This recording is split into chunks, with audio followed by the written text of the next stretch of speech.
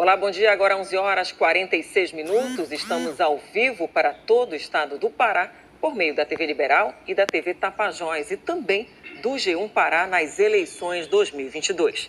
Seguimos esta semana com as entrevistas ao vivo aqui no estúdio com os 5 candidatos ao governo do Pará mais bem posicionados na pesquisa IPEC e com representatividade no Congresso Nacional.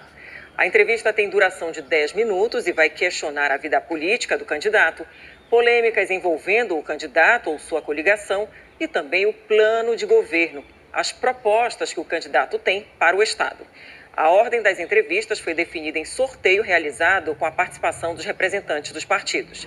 E os candidatos se comprometeram a não exibir a entrevista no programa eleitoral. Hoje, o entrevistado é o candidato Zequinha Marinho, do PL. Bom dia, candidato. Bom dia, Priscila. Candidato, seu tempo começa a partir de agora. Uma das suas bandeiras é intensificar o investimento para o agronegócio. E uma das propostas do seu plano, inclusive, é redesenhar a política de incentivos fiscais para a pecuária no Pará para um aumento significativo do rebanho. Um estado da Amazônia Legal, um dos que mais desmatam, não seria uma ameaça à floresta? Absolutamente não. O Pará pode crescer muito, muito mesmo, sem precisar derribar uma árvore sequer.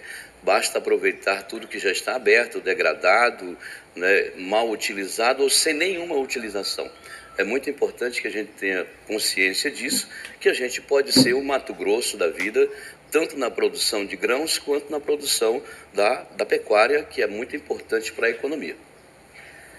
Bom, estamos entre as 10 cidades que mais desmatam, Em julho desse ano, pelo menos, ficamos entre das 10 às 5, estão aqui no estado do Pará. Como conseguiria fazer isso? Como seu governo conseguiria fazer isso se for ser eleito? É muito importante. Nós faremos, em parceria com o governo federal, maior programa de regularização fundiária, correto? O Congresso vai, se Deus quiser, até o final do ano, possibilitar que tenhamos uma legislação moderna, desburocratizada, com tecnologia para apressar isso. O governo Bolsonaro quer fazer regularização fundiária e nós queremos mais do que todo mundo, porque você conhece, está aqui, é jornalista, quantos problemas nós temos nesse estado imenso como em função da falta de documentação de terra. Na hora que eu documento a terra de forma legal, de forma correta, o dono dessa terra, seja pessoa física ou jurídica, vai fazer tudo no mundo para proteger essas áreas. O que ocasiona esses crimes ambientais? Terra sem dono, terra devoluta, terra pública, que não é de ninguém e é de todo mundo ao mesmo tempo, e acontece coisas do arco da velha. Eu vou segurar isso, procurando realmente fazer regularização fundiária. Quando eu fizer isso, eu tenho certeza que eu seguro o avanço de todo e qualquer crime ambiental. Candidato, o senhor ganhou destaque na imprensa por xingar agentes do IBAMA num vídeo gravado em janeiro de 2020, dizendo inclusive que os agentes do Instituto Brasileiro de Meio Ambiente são, abre aspas, servidores bandidos e malandros. Isso foi após a operação que apreendeu cerca de 5 mil litros de combustível no sudoeste do Pará. O senhor também acusou esses agentes de queimar carros, casas durante a ação, que teve apoio da Polícia Militar e Corpo de Bombeiros. O que o senhor tem a dizer sobre isso? Olha, eu sou do interior, conheço como a palma da minha mão tudo o que acontece no interior desse estado. O que se faz, o que o IBAMA faz no interior desse estado, não se faz nem na África, Priscila. Não se faz em lugar nenhum do mundo. O abuso de autoridade, o abuso de poder, a humilhação que essa turma causa ao trabalhador, sob o aspecto de não faz isso ou não faz aquilo, o governo federal com o IBAMA, e o IBAMA lamentavelmente é uma instituição sem dono, ninguém consegue dominá-lo. É um órgão fiscalizador. É um órgão fiscalizador, naturalmente.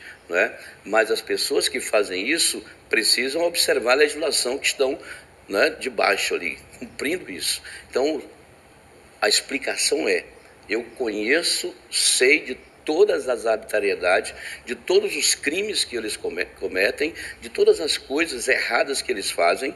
Se você quiser, se o governo federal pudesse fazer um levantamento, ou o Estado pudesse fazer, você ia constatar que tudo que eu falei tem fundamento e tese, enfim, tudo que se precisa para comprovar exatamente aquilo que a gente precisa a respeito disso, porque é a pior coisa do mundo o que esse povo faz no estado do Pará. Candidato, há uma outra questão polêmica. O delegado Alexandre Saraiva, que foi superintendente da Polícia Federal, disse que foi pressionado por políticos para abrandar a fiscalização contra madeireiros ilegais. Correto. E cita o senhor, abre aspas mais uma vez, vou dizer nomes, Zequinha Marinho estava junto com Ricardo Salles no dia do Randruatos, que foi uma operação, fazendo a referência a essa operação que investigou a ação de madeireiros ilegais. O senhor, como senador, defendeu madeireiros ilegais? Nem madeireiro ilegal, nem garimpeiro ilegal, que ele também cita, nem pescador ilegal, absolutamente. Eu defendo atividade legal. Vamos lá. O delegado Alexandre, ele prendeu de helicóptero uma grande quantidade de madeira, que vocês tomaram conhecimento, passou 3 meses, mais de 100 dias, sem emitir um auto de infração, prendeu verbalmente. Não existe absolutamente isso. As empresas, os empregos, e eu conhecendo essas empresas, são empresas antigas que já estão na 3ª geração de proprietários. Não é uma coisa que surgiu ontem, são empresas antigas que trabalham. O que eu fiz? Liguei para a Secretaria de Meio Ambiente, que é quem defere os projetos de manejo. Discuti com o secretário de Meio Ambiente aqui no governo do estado, Dr. Mauro. Ele me garantiu 100% da legalidade de todos os projetos de manejo envolvidos ali, certo? Depois disso, não só eu, mas tantos outros senadores de Roraima, até de Santa Catarina tinha um senador, porque é amigo, esse pessoal que trabalha aqui, que mora aqui, também tem parentes e viveram no sul, né? E conversamos com o governo. Quer dizer, esse governo, alguém tem que responder por ele, né? E aí, então, o ministro nos convidou, nós fomos até o Pátio de Madeiras, constatamos aquilo que a SEMAS tinha nos informado como legal, né? Lamentavelmente, no desfecho de tudo isso, o delegado ficou chateado porque aquilo que ele queria fazer não foi possível fazer, porque não tinha base legal.